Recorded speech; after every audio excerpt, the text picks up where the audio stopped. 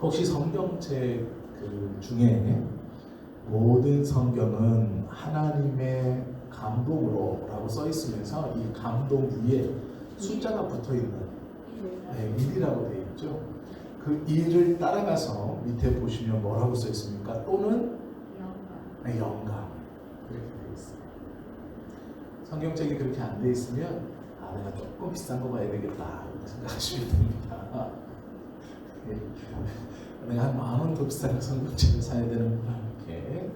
제가 왜 그랬냐면요, 오늘 이 감동을 영감이라고 한다는 게 굉장히 중요한 말씀이라서 짚어드립니다. 오늘은 저희가 벨기에 신앙고백서 3조, 4조, 5조, 6조 이 4가지를 한꺼번에 보려고 합니다. 벨기에 신앙고백서는 어렵지 않습니다. 한 사람이 자신의 신앙과 개혁교회의 신앙에 대해서 신앙의 고백을 한 거기 때문에 그렇게 학문적으로 어렵거나 분량이 많은 책은 아닙니다. 너무 쉬운 내용이라서 오히려 소홀하기가 쉽습니다.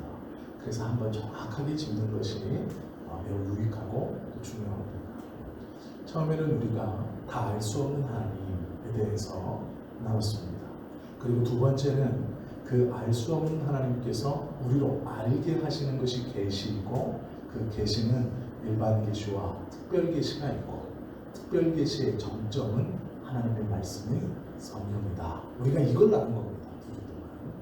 그리고 이제 오늘은 성경이 도대체 뭐냐 라는 것을 저희가 좀 나누려고 하는데요.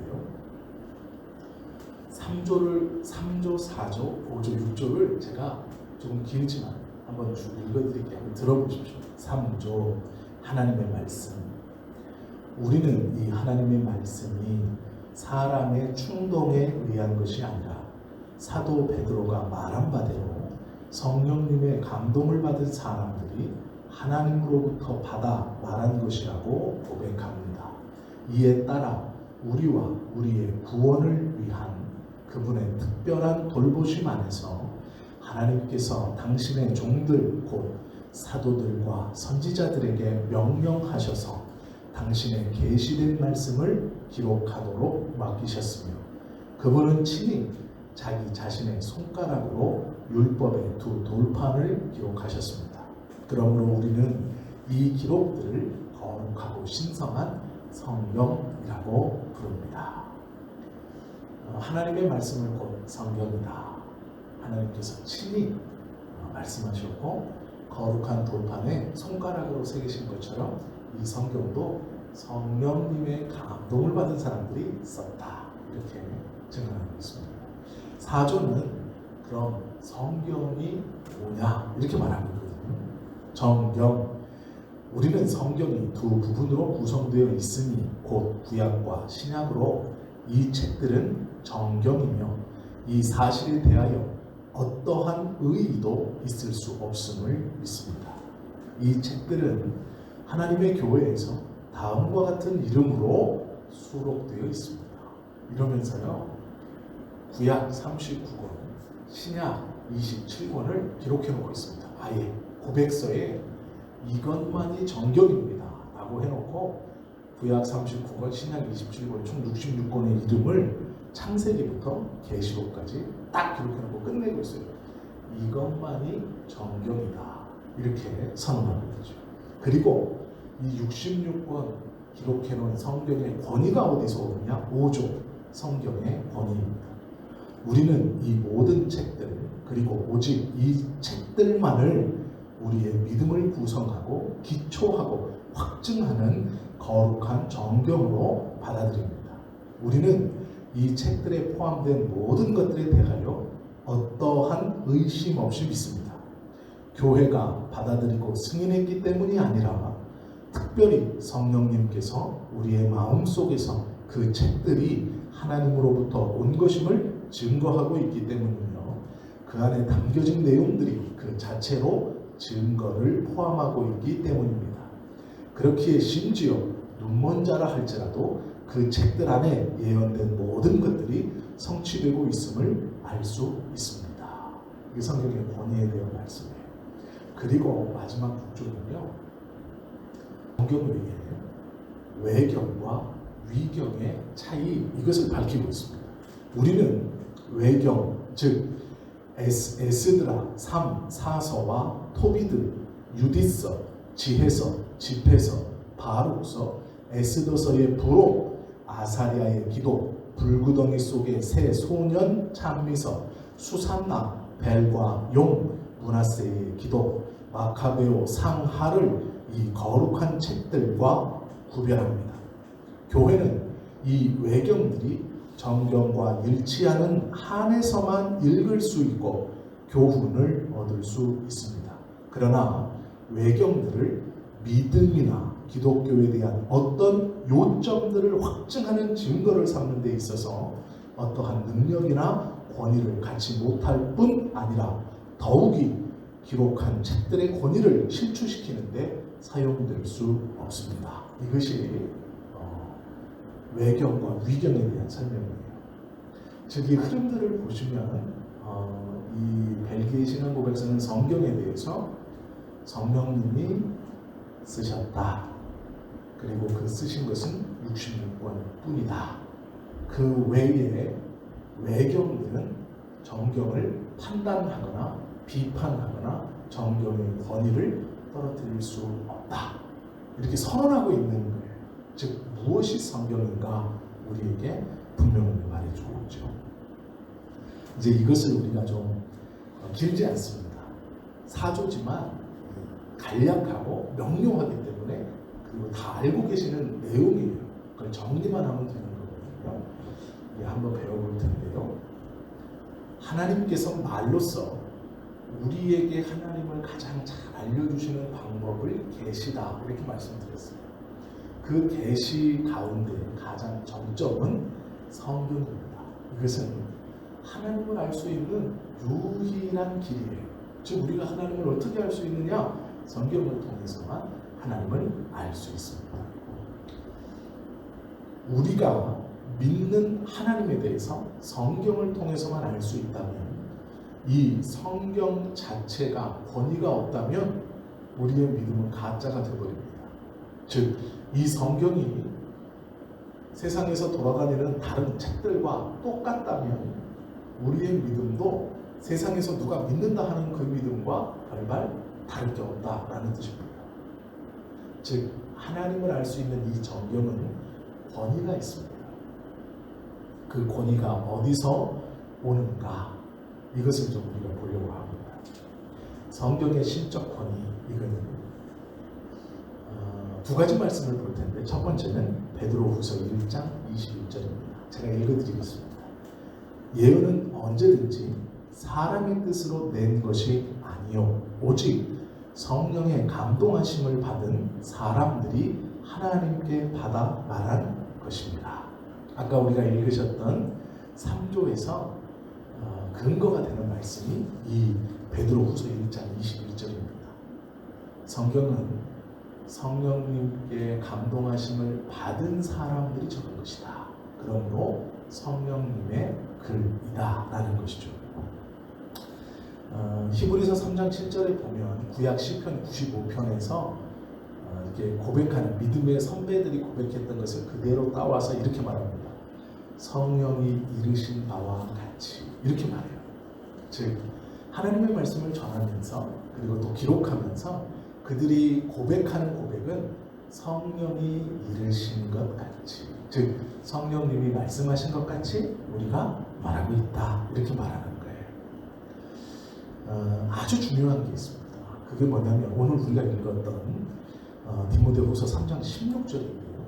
그 16절 말씀에서도 감동으로 라는 말이 참 중요한 말이에요. 왜 그러냐면 성경의 권위가 어디에 있느냐라고 할 때 이 말씀을 기억해야 돼요. 누군가 우리에게 이렇게 물을 수 있습니다. 네가 믿는 하나님이 어디 있느냐? 그러면 대답은 이렇게 해야 됩니다. 온 천지 만물에 계시죠. 그러면 그 사람이 한 번을 더 묻죠. 비웃거나 한 번을 더 물어요.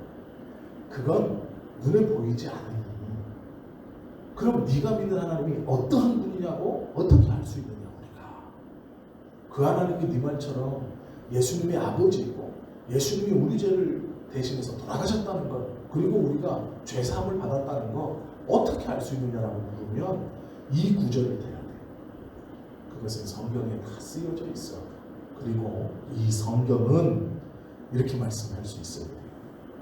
모든 성경은 하나님의 감동으로 된 것으로 교훈과 책망과 바르게 함과 의로 교육하기에 유익하니. 너무 길다면 앞에 것만 하시면 돼요. 모든 성경은 하나님의 감동으로 된 것으로. 여기까지만. 여기서 감동이라는 말이 아까 저희가 쭉 성경을 따라 1번 내려가면 영감이라고 되어 있습니다. 영감이라는 말이 원어의 뜻인데요, 나이 많은 남자를 뜻하는 말이 아니에요. 다 아시는 것처럼 영감이라는 말은요, 헬라어로 데오, 이 하나님이라는 뜻이 데오거든요. 데오라는 말이 하나님이라는 뜻이에요. 데오 푸뉴스토스라고 부릅니다. 이 푸뉴마가 성령인데 푸뉴스토스라는 말은 현재형입니다. 이게 어렵게 들으시면 안 돼요. 제가 쉽게 설명해 드릴게요. 영감, 감동이라는 말은 영감이라는 말이에요. 그런데 이 영감이라는 말을 원어로 바꾸어 우리가 받으면 어떤 말이냐면 데오 푸뉴스토스라는 말인데, 데오는 하나님이라는 뜻이고 푸뉴스토스는 숨이라는 뜻이에요. 숨 쉬는 것. 이게 푸뉴스토스예요. 즉 하나님의 숨결이라는 뜻이에요. 영감이라는 뜻이. 자 보세요. 그러면 모든 성경은 하나님의 숨결로 된 것으로, 이 말이거든요. 그런데 왜 성경이 하나님이 하신 겁니다라고 말하면서 하나님의 숨결이라는 말을 썼을까요? 이게 놀라운 말이에요. 왜 그러냐면 이 말이 구약에서 쓰였던 때가 있어요. 언제 쓰였을까요? 창세기에 보면 나옵니다. 흙으로 사람을 만드시고 성경에 보면 그 코에 생기를 불어넣으심에 사람이 생명이 된지라, 이 말씀 기억하시죠? 여기서 그 코에 생기가 이 뜻이에요. 데오푸누마스토스, 하나님의 숨결이라는 뜻이에요. 그러면 흙으로 사람을 빚어놓고 하나님께서 우리의 코에 당신의 숨결을 불어넣으셨어요. 그리고 나서 사람을 생명이 됐다고 그러고 그를 사람이라고 불러요. 그런데 지금요, 말씀의 권위를 설명하면서 뭐라고 하냐면 내가 이것을 나의 숨결로 기록했다, 이렇게 말하고 있는 거예요. 이 말이 뭐냐면 네가 사람이냐? 그렇다면 이건 성경이다, 이렇게 선언하시는 거예요. 이해가 되시죠? 네가 나의 숨결로 창조된 사람이냐? 그것은 부인할 수 없잖아요. 이 말씀을 지금 읽고 있는 것은 사람이에요. 사람, 우리죠. 우리는 하나님의 숨결로 창조된 사람들이에요. 생명이 됐어요. 그래서 하나님이 우리를 만드셨다는 것을 거부할 수 없어요. 성경은 그것을 부인하지 못하게 해요. 왜 그러냐면 사람을 흙으로 빚고 하나님의 생기를 불어넣으셨기 때문에 사람이 생명이 됐어요. 너희가 그러느냐? 이 말씀 또한 나의 숨결로 되었다, 이렇게 말씀하십니다. 즉 이 말은 네가 사람인 것을 부인할 수 없다면 이것이 성경임을 부인하지 못한다, 이런 뜻이에요. 이 말을 바꿔 말하면 이 성경이 나의 글이, 나의 말이 아니라고 한다면 너는 사람이 아니다, 이런 뜻입니다. 흙으로 사람을 빚으시고 그 코에 하나님의 숨결을 불어넣어 사람이라고 부르시는 것처럼 이 책도 내 숨결을 불어넣었다, 내 숨결로 쓰였다, 이렇게 말씀하시는 거예요. 즉 이 성경이 성경됨은 사람이 사람됨과 같다라고 말씀하시는 거예요. 네가 사람이라면 이 66권의 책을 성경이라고 안받을 수 없다, 이렇게 말씀하시는 거죠. 이것을 부정하면 너희의 사람됨도 부정된다. 또 이 구절이 쓰일 때가 있습니다.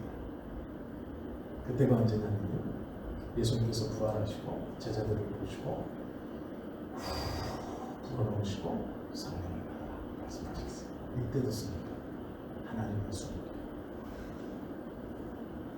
즉 무엇인가 하나님께서 놀라운 것, 탁월한 것, 거부할 수 없는 것, 당신께서 하시는 어떠한 역사 중 탁월한 어떠한 특별한 것을 행하실 때마다 상징적으로 하시는 하나님의 숨결을 내어뱉는 그것을 사람을 만드실 때 부활하시고 난 직후에 예수님께서 제자들을 보시고 또 이 성경에게 그렇게 하셨다 말씀하십니다.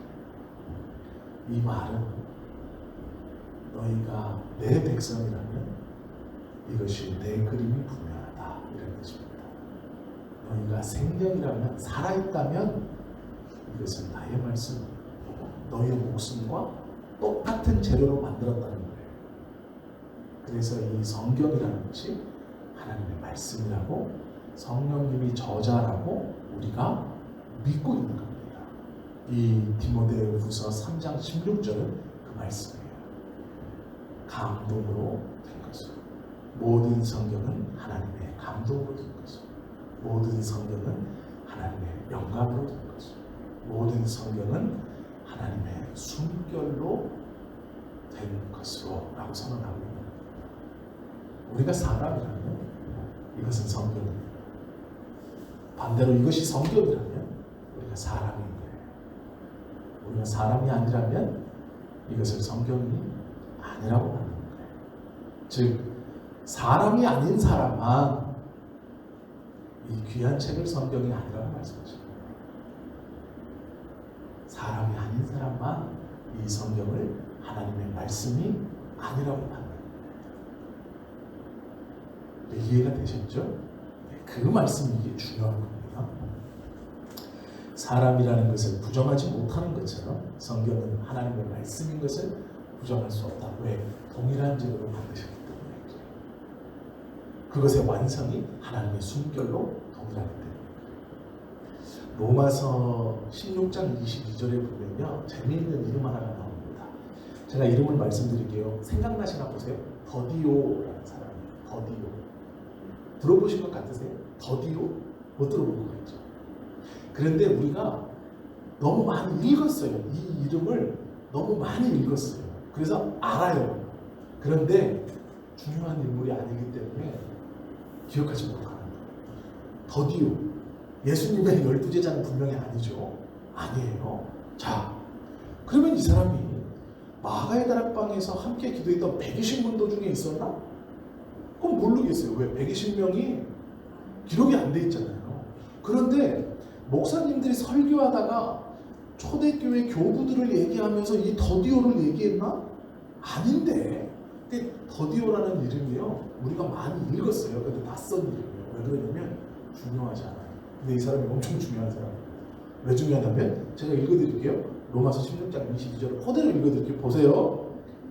이 편지를 기록하는 나 더디오도 주 안에서 너희에게 문안하노라. 로마서를 누가 썼다고요? 더디오가 썼다고 지금 성경에 써있잖아요. 로마서 16장 22절에. 로마서 16장 22절에 이렇게 써있어요. 이 편지를 기록하는 나 더디오도 주 안에서 너희에게 문안하노라. 이 편지를 지금 누구 쓰고 있어요? 로마서를 더디오가 쓰는 거예요. 근데 우리는 누가 썼다고 다 믿고 있어요? 바울. 이게 이상한 일이잖아요. 성경 자체, 성경 속에 이 로마서 지금 내가 쓰고 있다 이렇게 말하고 있는 거예요. 이 편지를 기록하는 나 더디오도 주 안에서 너희에게 문안하노라. 그러면 로마서는요, 더디오 서신이에요. 왜냐하면 더디오가 썼잖아요. 성경에 이렇게 써있다니까요. 근데 우리는 누가 썼다고 믿고 있어요? 바울. 그런데 누가 썼을까요? 바울이 썼어요. 왜 그러냐면요, 바울이 로마서를 불러주고 더디오가 쓴 거예요. 그냥 받아서 편지지에다가. 제가 한번 말씀드렸잖아요. 바울이 눈이 좋지 않습니다. 그래서 이 편지들을 부르면 누가나 더디오가 쓰는 거예요. 그럼 이제 바울이 맨 마지막에 바울이라고 맨 마지막에 스승님 여기입니다 하면 손을 이렇게 인도해 주면요, 이 자리에다 펜을 쥐어주고 인도해 주면 바울이 거기다 바울이라고 쓰는 거예요. 그렇죠. 대필이 아니고 뭐라고 그러죠? 듣고 써주는 거. 그러니까 이제 그런 거예요. 그런데 로마서는 굉장히 탁월한 책입니다. 근데 이 탁월한 책을요, 우리는 더디오가 썼다고 아무도 안 그래요. 그게 더디오가 익숙치 않은 일이에요. 성경에 로마서를 자기가 썼다고 써놨다니까요. 직접 나 더디오가 이 책을 썼다 이렇게 써놨어요. 그런데 누구도 로마서를 더디오가 썼다고 안 그래요. 왜요? 어떻게 쓰여졌는지 알잖아요. 우리가 바울이 그것을 불러줬고 더디오는 듣고 막 쓴 거예요. 그러면 야, 내가 펜을 들어서 내가 썼으니까 내가 쓴 거야? 아니죠. 그게 아니잖아요. 어떤 누구도 지금 그렇게 생각하는 사람 없어요. 그래서 누구도 로마서는 바울의 저작이 아니고 더디오가 쓴 겁니다, 이렇게 말하는 사람이 없어요. 그건 바보예요. 그렇게 말하면 그건 성경을 잘못 알고 있는 거예요. 곡해하는 거예요. 그래서 더디오가 누군지 몰라도 저희들이 신앙생활할 때 아무 문제 없어요. 더디오 이름이 낯설잖아요. 그거 같은 거예요. 성경을 사람이 쓰지 않았습니까? 아니에요. 성령님의 감동으로 하는 건 요하고 똑같은 거예요. 성령의 붙들림 받으여서 사람이 도구로 썼지만, 사람이 도구로 사용되었다 하여서 그 사람 보고 성경을 썼다고 하면 안 되는 거예요. 바울이 부르는 이야기를 더디오가 정확하게 받아 적었다고 해서 더디오가 쓴 것이 아니라 로마서는 바울의 서신이에요. 똑같이 성경은요, 성령께 감동된 사람들이 쓴 거예요. 그래서 성경을 사람이 썼다라고 말하면 안 되는 거예요. 왜요? 바울이 불러주는 로마서를 더디오가 받아 썼다고 해서 우리가 로마서를 더디오 서신이라고 안 부르는 거랑 똑같은 거예요. 성경은 분명히 사람이 썼습니다. 그러나 성경은 분명히 증언하고 있어요. 성령님의 감동으로 감동을 받은 사람들이 있었다. 즉, 사람이 펜을 잡고 기록을 했지만 성령께서, 즉 삼위 하나님께서 쓰신 거예요. 그래서 우리는 성경을 누가 썼느냐 이게 중요한 게 아니고, 모세오경을 모세가 썼네 안 썼네 이게 중요한 게 아니에요. 성령님께서 그를 감동하셔서 그를 붙들고 쓰셨기 때문에 성경인 거예요. 이것이 성경의 권위입니다. 대표적인 게 로마서예요. 만약에 이걸 누가 사람한테 썼다 그러면, 성경을 조금 아는 사람이라면 더디오 얘기를 해주세요. 나도 이름을 잘 모르겠는데 이 로마서 끝에 가면 로마서 쓴 사람이 나와. 아예 자기가 성경에 써놨어. 그게 더디오예요.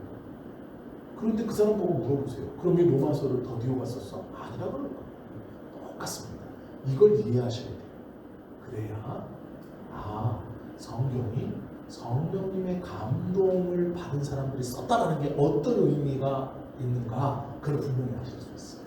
그러면 성경의 권위에 대해서 도전할 수 없는 거예요. 이거는 어떤 사람이 썼네, 이 저자는 누구네, 그걸 말할 필요 없어요. 성령께 감동받은 사람이 썼기 때문에 그렇다라는 것이죠. 자, 그러면 저희가 두 가지를 본 거예요. 성경은 66권이고 이 성경은 성령님의 감동으로 해서 하나님이 쓰셨다, 이거죠. 그러면 이제 이 성경은 범위가 있어요. 범위. 어디까지를 성경이라고 하느냐. 우리는 너무 잘 알고 있어요. 성경은 몇 권입니까? 66권이에요. 구약 39권, 신약 27권이에요. 이 66권만 성경이라고 불러요. 이 66권만 성령께서 감동하셔서 쓰신 거예요, 직접. 이것을 정경, 캐논이라고 부릅니다. 자라는 뜻이에요. 이 66권이 신앙의 자예요. 이거는 기준점이 바뀔 수 없어요. 이 성경이, 정경이 출발이라는 뜻입니다. 그런데 문제가 있습니다. 외경이 있어요, 외경. 외경이 무슨 책인지는 모르는데 단어는 들어보셨죠? 외경. 이게 정경과는 다른 성경. 정경은 66권이고요. 거룩한 글이라 해서 외경이라고 불러요. 근데 문제는 이겁니다. 로마 주교회에서 382년에 즉 예수님이 돌아가시고 350년 뒤에 회의를 합니다. 회의를 해가지고 구약 성경을 바꿔요. 구약 성경을. 구약 성경은 언제 구약 39권이 확정이 됐냐면 90년에 됐어요. 90년. AD 90년. 90년은 뭘까요? 예수님을 본 제자들이 제자는 아니지만 그의 속제자들 12명을 본 제자들이 살아있을 가능성이 있을까요? 없을까요? 있죠. 아직 100년이 안 됐어요. 예수님이 승천하시고요. 예수님의 제자들이 사역을 시작하면서 60년밖에 안 되는 거예요. 그러면 제자들은 죽었겠지만 그 제자들의 직계, 속제자라고 그러거든요. 속사도들. 이 사람들 중에 살아있는 사람이 있었겠죠. 충분히 가능합니다. AD 90년에. 그죠? AD 90년에 얀미아에서 이 사람들이 모인 거예요. 지도자들이 모여가지고 39권, 지금 우리가 보고 있는 39권만이 구약의 정경입니다 라고 정했어요. 기도하고. 그런데 382년 뒤에 로마 천주교회에서 모였어요. 그래서 어떻게 했느냐, 이 사람들이 여기다가 9권을 추가시킵니다. 야, 처음에 얀미아에서 90년에 모였을 때 39권 했을 때 그 사람들 지금으로 말하면 다 교황들이야. 교회 대표들이었어. 그 사람들이 정했잖아. 그리고 나서 382년에 이 사람들이 모여가지고 구약 성경을 바꿔요. 그러니까 빼는 건 아니고 추가를 시킵니다. 그래서 382년 로마 주교회의에서요. 아까 제가 잠깐 읽어드렸던 익숙치 않은 이름 에스드라 3사서, 토비드, 유딧, 지혜, 집회, 바룩서, 에스더의 불호, 아사랴의 기도, 불구덩이 속의 새 소년 장미서, 수산나, 벨과 용, 문하세의 기도, 마카베오 상하 이렇게 집어넣었어요. 9권을 다시 성경에. 그래서 구약 성경이 39권이 아니라 늘어나 버렸어요. 그런데 382년에 이렇게 해놓고 1546년에 또 모입니다. 그래가지고요, 그 구약 성경 중에 몇 개를 빼요. 다시 성경을. 그래서 원래는 39권이었는데 9권을 집어넣었다가 2권을 뺍니다. 이건 자기들이 봤을 때 좀 아닌 것 같은 거예요, 성경이. 그래서 빼요. 이걸 외경이라고 부르는 거예요. 처음에 39권 외에 추가됐었던 9개 성경을 외경이라고 해요. 정경에서 제외됐다. 그래서 외경인데 나중에 1546년에 로마의 토렌토 공의회에서 에스드라 3사서 문하세 기도를 빼버립니다. 이 두 가지를 빼버려요. 성경을 빼면서 지금까지 카톨릭은요, 성경이 구약 46권으로 되어 있어요. 저희하고 다릅니다. 아직도 달라요. 왜? 382년에 로마 주교회의에서 넣었던 9권 중에 2권을 빼고 7권이 남아있습니다. 그래서 구약 성경이 카톨릭 성경에서는 우리하고 다릅니다. 그래서 그들은 성경 66권이 아니에요. 자, 그러면 벨기에 신앙고백서에서 왜 성경의 범위를 정해놨을까요? 66권 외에는 성경이 아니다라고 한 거예요. 그 일 때문에. 이해가 되시죠? 카톨릭에서 넣다 뺐다 해버리니까 성경을 넣고 빼고 해버려요. 그러니 우리 개혁교회는 성경으로 받는 것은 이것이고 성경의 권위는 분명히 써놓은 거예요. 교회가 공인해서가 아니라 성경의 내적 증거를 통해서 하나님의 말씀으로서의 권위를 스스로 갖고 있다. 이렇게 설명하는 거예요. 이게 벨기에 신앙고백서에서 처음 나오는 거예요.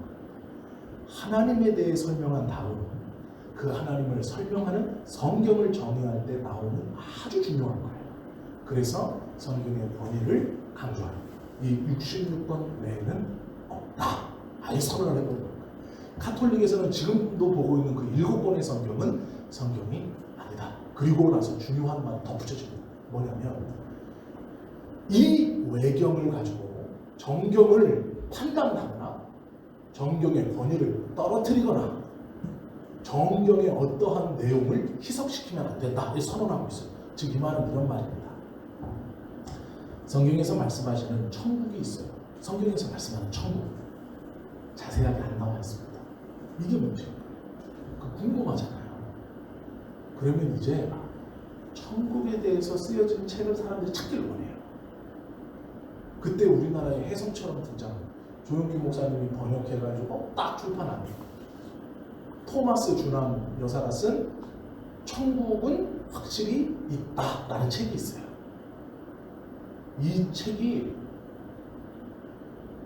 엄청나게 팔렸습니다.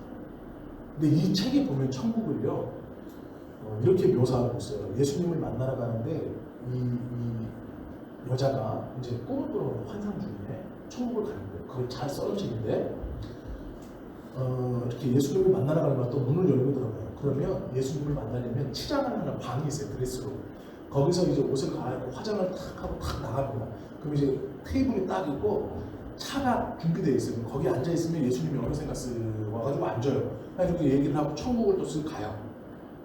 여기까지 나왔는데 이렇게 돌아다닙니다. 천국을. 근데 뭐 황금으로 돼 있고 뭐 여기는 뭐 어떤 보석으로 막 돼 있고 차라리 뭐 다이아몬드 막 뭐 해변가에다 에메랄드가 막 널려 있고 막 항상 아름다운 소리가 들리고 막 이래요. 그래 한국 교회가 그걸 폭 빠져버렸어요.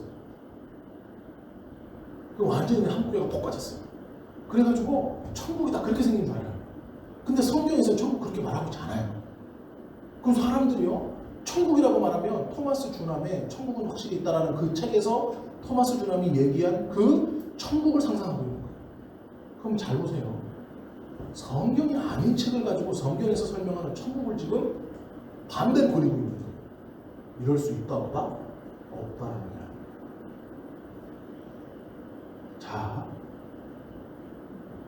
아주 유명한 목사가 어떤 유명한 목사가 정말 유명하고 막 병도 고치고 막 하는 목사가 이제 성경의 말씀과 다른 얘기를 하고 있어요. 성경의 말씀과 다른 얘기를 하고 있단 말이에요. 그러면 그것이 가능한 얘기일까요? 안 가능한 얘기일까요? 안 가능한 얘기예요.